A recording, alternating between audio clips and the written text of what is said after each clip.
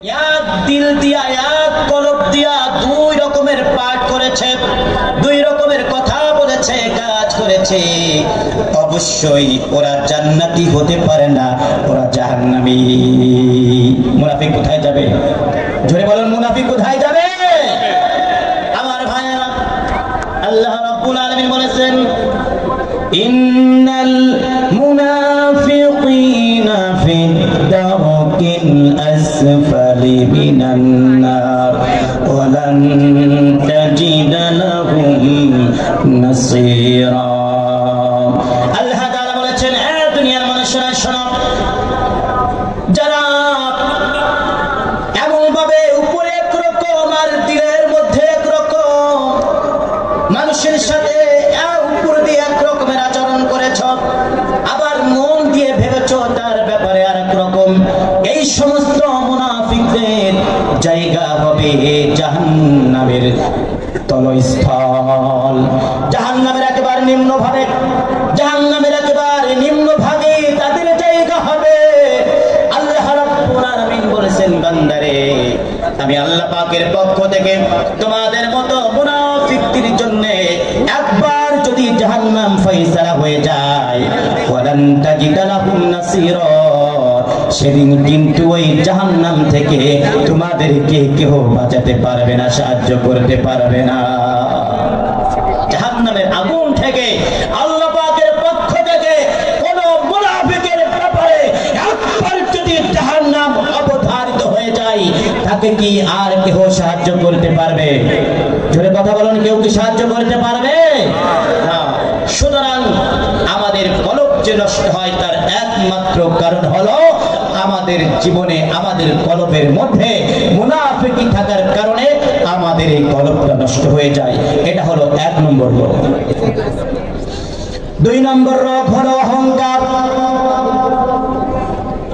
এই অহংকার আমরা আমাদের জীবনে, অনেক মানুষের জীবনে দেখতে পাই। সব সময় শুধু বলতেই থাকি, আমি বড়, আমি বড়, অমুক ছোট। আমরা ছোট্টবেলায় পড়েছি, আমরা ছোট্টবেলায় জেনেছি, নিজে যাকে বড় বলে বড় সে নয়, লোকে যাকে বড় বলে বড় তারপর কি বড় সে হয়।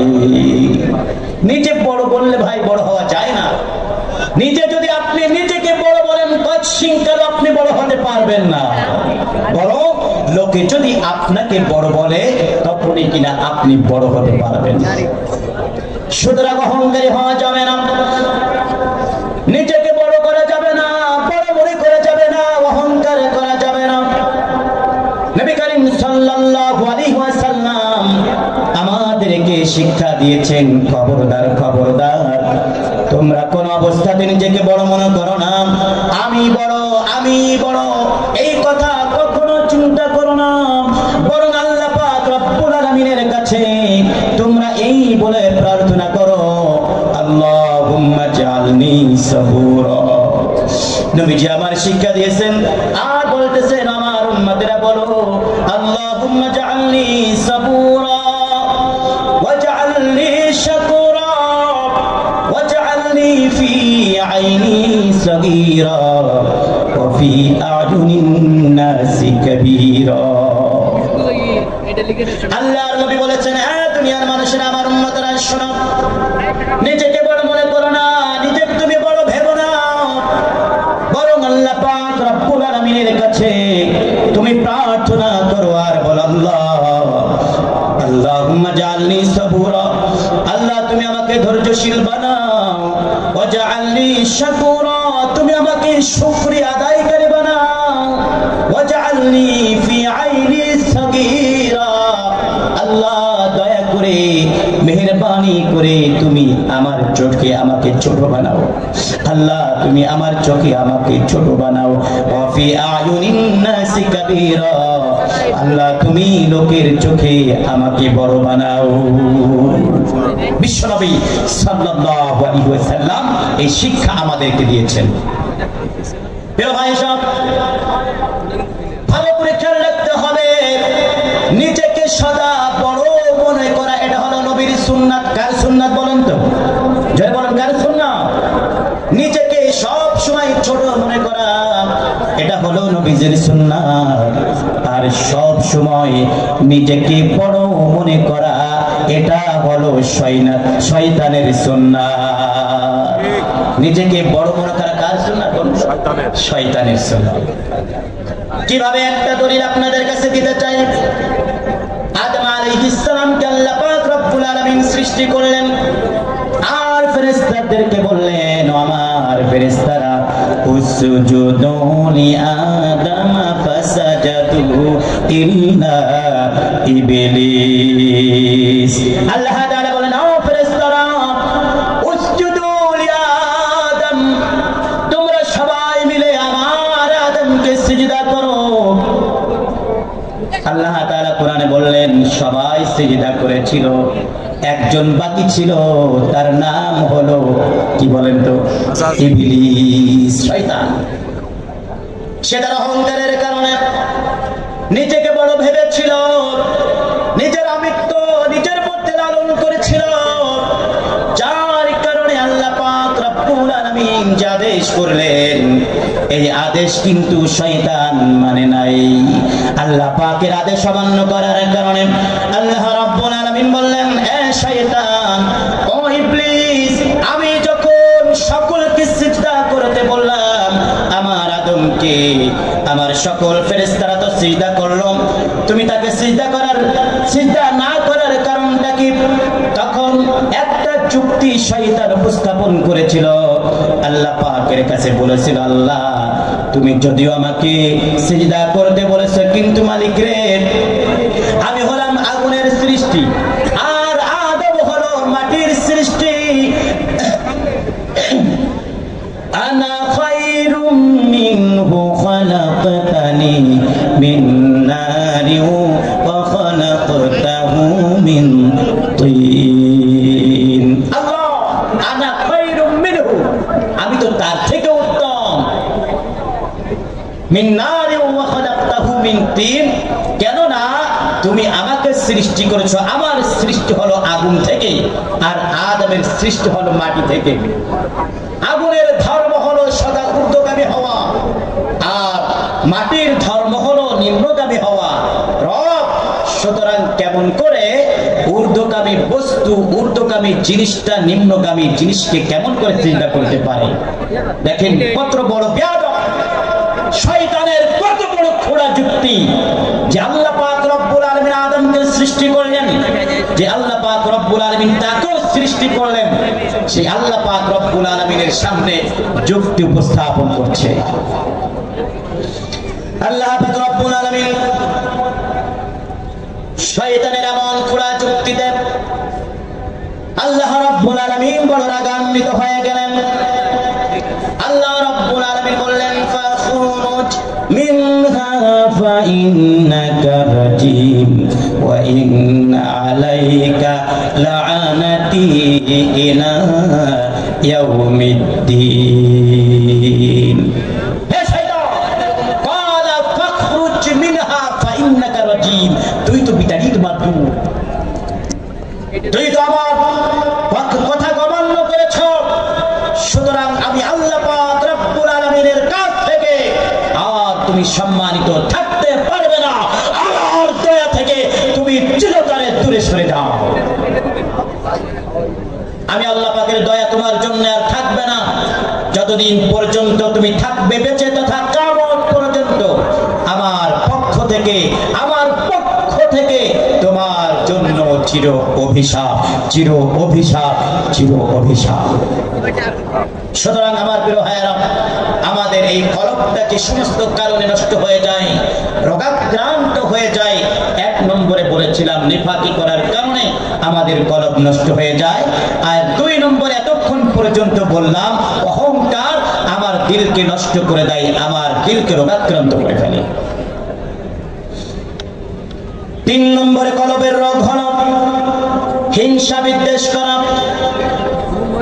এই হিংসার পরম ধর্ম হল, এই হিংসার মূল শিক্ষা হল, একজন মানুষ যদি কখনো উন্নতি করে, একজন মানুষ যদি কখনো ভালো হয়ে যায়, ওই মানুষটাকে কেমন করে তার ঠ্যাং ধরে পা ধরে নিচেই নামাতে হয়, এই হিংসার বহির প্রকাশ হলো সেটাই। কোন মানুষ ভালো, কোন মানুষের জীবনে তার ব্যবসা বাণিজ্যের মধ্যে ভালো, সে তার জীবনে কল্যাণ সাধিত করুক, তার জীবনে কল্যাণ আসুক, এটা কোন মানুষ কখনো চায় না। আর যারা এটা চায় না, বুঝতে হবে ওই মানুষটা পরিপূর্ণরূপে হিংসু। এই হিংসার কারণে সমাজের মানুষগুলো যত পদোন্নতির দিকে চলে যাচ্ছে। এই হিংসার কারণে দেখা যাচ্ছে আজকে আমাদের জীবনে অধঃপতন নেমে আসতেছে। অথচ আমাদের উচিত ছিল একজন ভাই যখন বিপদে পড়ে যায়, একজন ভাই যখন উন্নতি করে, অবশ্যই তার পক্ষে আরো দোয়া করার দরকার ছিল যে ভাই তুমি এতদিন ধরে অকল্যাণের দিকে ছিলে, এতদিন ধরে তুমি খারাপের দিকে ছিলে, এতদিন ধরে তোমার জীবনটা খারাপিয়াতের পথে চলেছে, তো আলহামদুলিল্লাহ তুমি এখন কল্যাণের দিকে যাচ্ছ, তুমি এখন ভালো আছো, এখন তোমার ব্যবসা বাণিজ্য ভালো হচ্ছে, এখন তুমি তো সুন্দর পথে তোমার জীবনটাকে পরিচালনা করছো, সুতরাং আমি তোমার ভালো চাই, তুমি আরো আস্তে আস্তে করে সামনের দিকে চলে যাও। এই দোয়া আমরা করতে পারি না, বরং হিংসা করে কেমন করে ওই ভাইটা যদি একটু কল্যাণের দিকে যায়, কেমন করে কল্যাণ থেকে তাকে নামানো যায়, তার জীবন থেকে কল্যাণ কিভাবে নষ্ট হয়ে যায় সেই ব্যাপারে আমরা কঠিনভাবে চেষ্টা করি যাই। অথচ এই হিংসা কিন্তু আমাদের জীবনে আমাদের নেক আমলকে নষ্ট করে দেয়। এই হিংসা আমাদের জীবনে আমাদের ঈমানকে নষ্ট করে দেয়।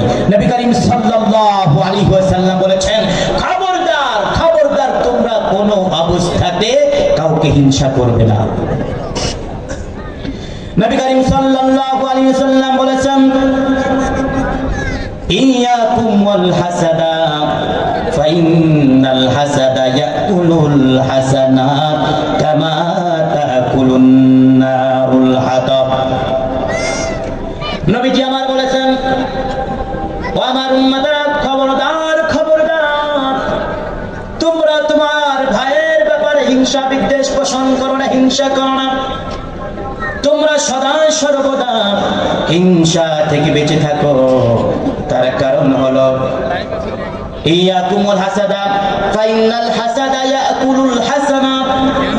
এই হিংসা তোমার জীবনের নেক আমলগুলোকে ওইভাবেই নষ্ট করে দেয়, কামা তাকুলুন নারুল হাতাব।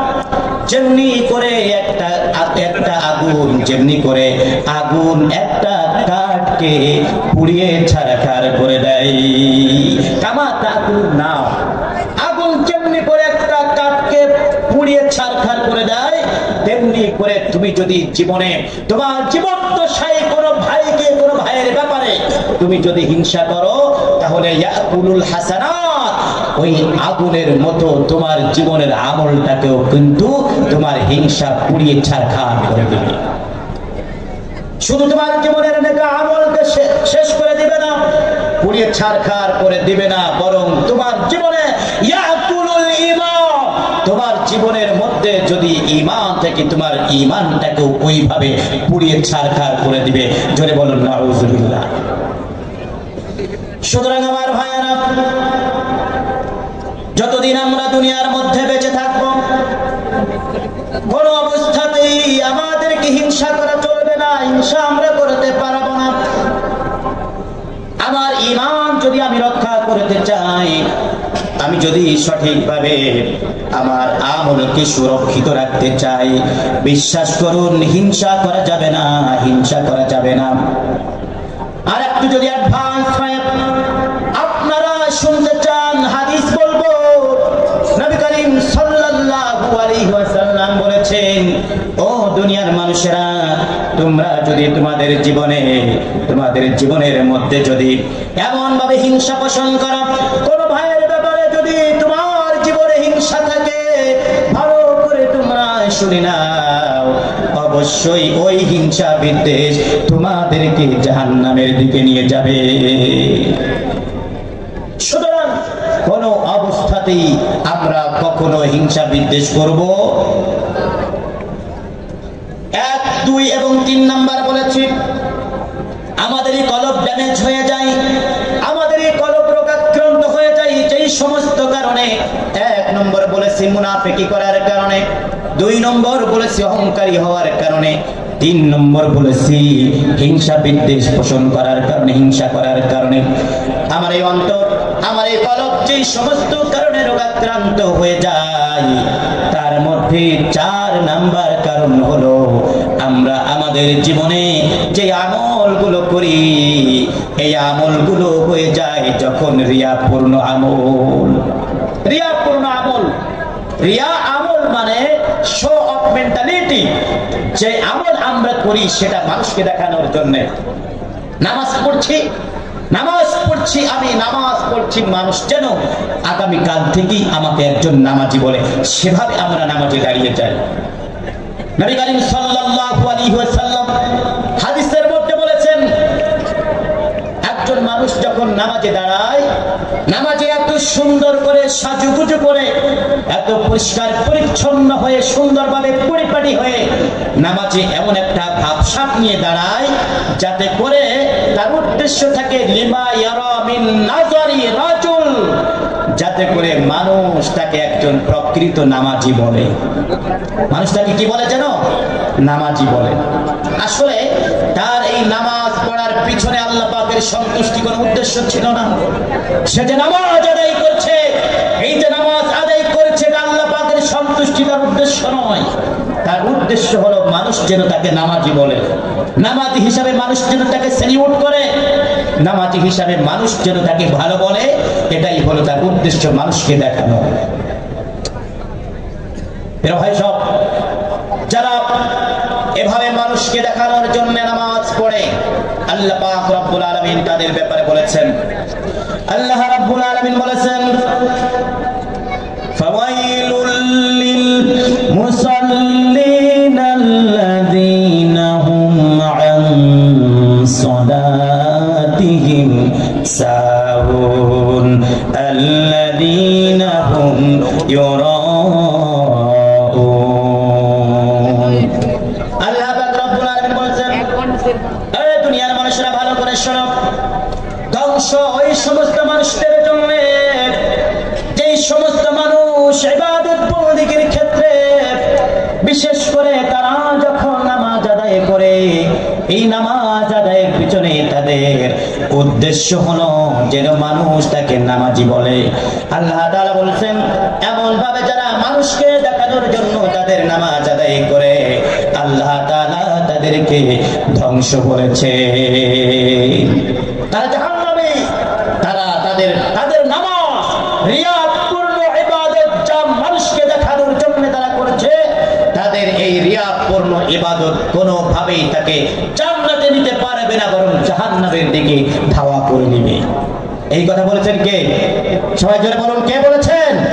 আল্লাহ রাব্বুল আলামিন বলছেন, যারা মানুষকে দেখানোর জন্য রিয়াপূর্ণ ইবাদত করে, অবশ্যই তাদের সেই নামাজ, তাদের সেই রোজা, তাদের সেই যাকাত, তাদের সেই দান, সব কিছু যা তারা মানুষকে দেখানোর জন্যই করেছে, প্রত্যেকটা আমল, প্রত্যেকটা ইবাদত বন্দেগী তাদেরকে জাহান্নামের দিকে ধাবিত করবে। আল্লাহ রাব্বুল আলামিন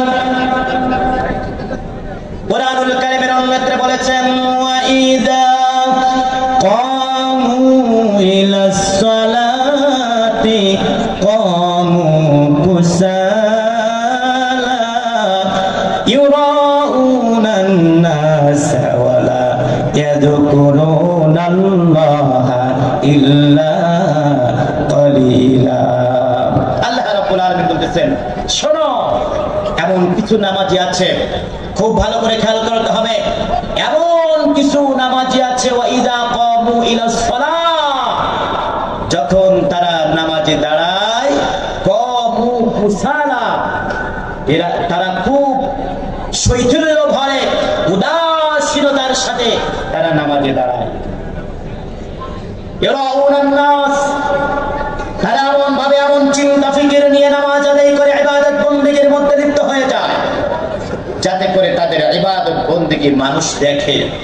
প্রকৃতপক্ষে ওয়ালা ইয়াযকুরুনাল্লাহা ইল্লা কালিলা, তাদের মধ্যে খুব অল্প সংখ্যক লোক যারা সত্যিকারে আল্লাহ পাকের রাজি এবং খুশির উদ্দেশ্যে ইবাদত করে। জোরে বলুন নাউজুবিল্লাহ। আমার প্রিয় ভাইয়েরা, আল্লাহ পাক রব্বুল আলামিন পবিত্র কোরআনুল কারীমের অসংখ্য জায়গাতে এই কথাগুলো বলেছেন। সর্বশেষ এই ব্যাপারে আপনাদেরকে একটা বাণী শোনাতে চাই।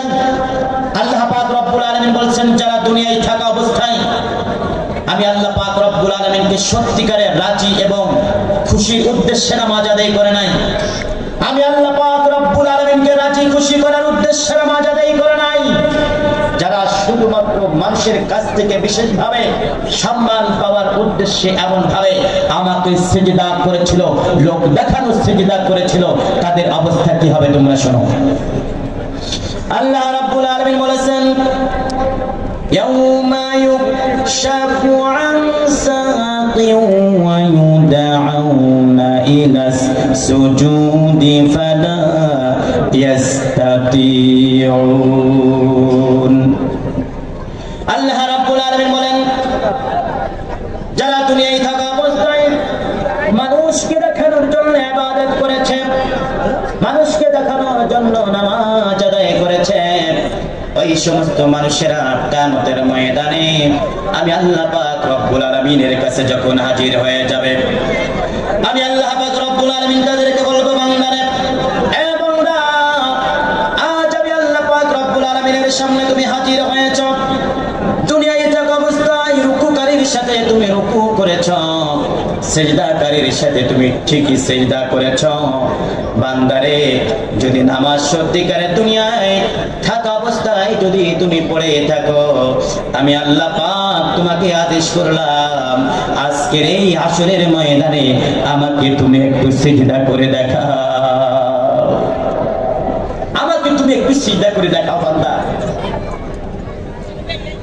আল্লাহ পাক যখন এমন আদেশ করবেন, আল্লাহ রাব্বুল আলামিন বলেন, বান্দারে, ভালো করে জেনে নাও, যারা সত্যিকারে আমাকে খুশি করার উদ্দেশ্যে সিজদা করে নাই, যারা সামাজিকতা রক্ষা করার জন্য অথবা ভিন্ন কোনো উদ্দেশ্যে দুনিয়ায় থাকা অবস্থায় যারা সিজদা করেছিল, আমি আল্লাহ পাক রব্বুল আলামিন সেই হাসরের ময়দানে আদেশ করার পরে ওই সমস্ত সিজদাকারীরা সেদিন আমাকে সিজদা করতে পারবে না, ফালা ইয়াস্তাতিউন, সেদিন আমাকে সিজদা করতে তারা সামর্থ্য হবে না।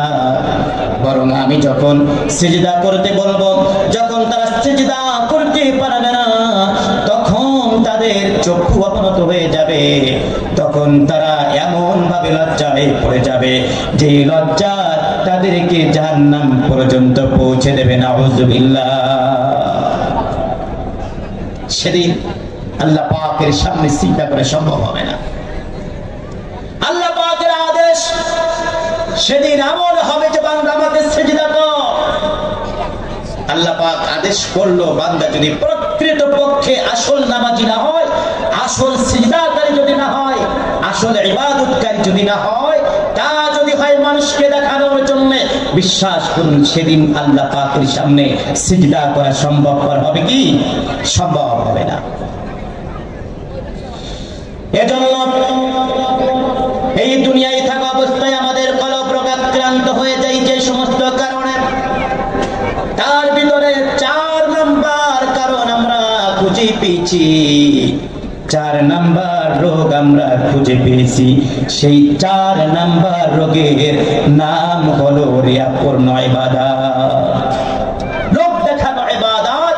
এটা আমাদের এই কলবকে পরিপূর্ণ রূপে রোগাক্রান্ত করে ফেলতেছে। আমার প্রিয় ভাইয়েরা, আমার এই কলবটা যেই সমস্ত কারণে রোগাক্রান্ত হয়ে যাচ্ছে, তার মধ্যে 5 নম্বর কারণ বলছি। 5 নম্বর কারণ হলো সুউজ্জন, কারোর ব্যাপারে মন্দ ধারণা করা। এই মন্দ ধারণা আমাদের সমাজে আছে না নাই? সবাই জোরে বলেন, আছে না নাই? অনেক বেশি পরিমাণে আমার সমাজের মধ্যে, গ্রামের মধ্যে, মহল্লার মধ্যে, বন্ধু মহলের মধ্যে, আমাদের মধ্যে এই সুউজ্জন মন্দ ধারণা একের পর এক সবার মধ্যে, প্রায় অধিকাংশ মানুষের মধ্যেই রয়েছে। যাচ্ছেন, দেখছেন হঠাৎ করে 2 ভাই হাঁটতেছে, চলতেছে, তো আপনি আসতেছেন মসজিদের দিকে, উনি যাচ্ছে মনে করেন একটু সামনের দিকে, হঠাৎ করে তার ব্যাপারে একটা মন্দ ধারণা করে বসছেন, দেখছো আমরা নামাজ পড়তে আসলাম, আমরা ভালো কাজ করতে আসলাম, আর ও কোথায় যেন চলে যায়, ও নামাজই পড়ে না। অথচ ওই ব্যক্তি এখন যেহেতু আজান হয়েছে, বিশেষ একটা কাজ রয়েছে, কাজটা সেরেই কিছুক্ষণের মধ্যে নামাজে আসবে, এটা তার চিন্তার মধ্যে রয়েছে। অথচ আপনি ধারণা করেছেন না, ও নামাজ পড়ে না, নামাজ পড়তেও পারে না, নামাজ আসবেও না।